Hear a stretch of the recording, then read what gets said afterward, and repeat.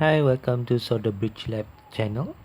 Today I got a short unedited video on how I make my own compact and portable T12 based temperature control soldering iron. And here's how it looks like.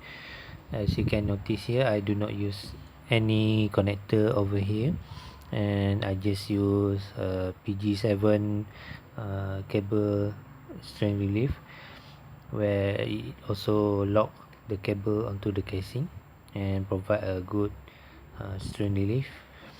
And here's the temperature display and an indicator, and the encoder I relocate onto this side because I want this to slip inside my pocket as easily.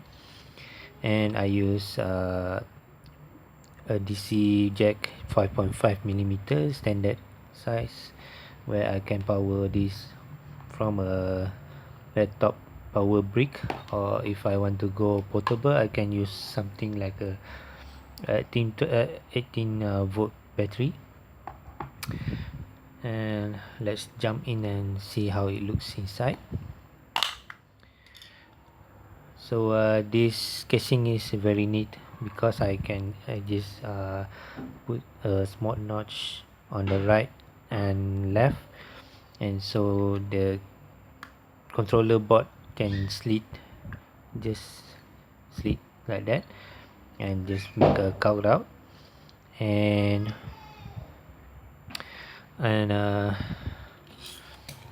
let's see, the long is 70 mm, the width is 45 mm, while put the cover back, while the height is about 30. Okay. So the other thing is I do not put the vibration switch on the handle itself, but directly on the board. So I just save the cable inside this silicone cable. It's a 5 core cable, so I just use 2 for positive, 2 for negative, and 1 for the ground. And the vibration switch is quite sensitive to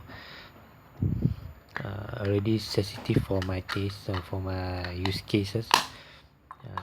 Let's test this quickly, and just plug in the laptop power brick here, and you can see the indicator here.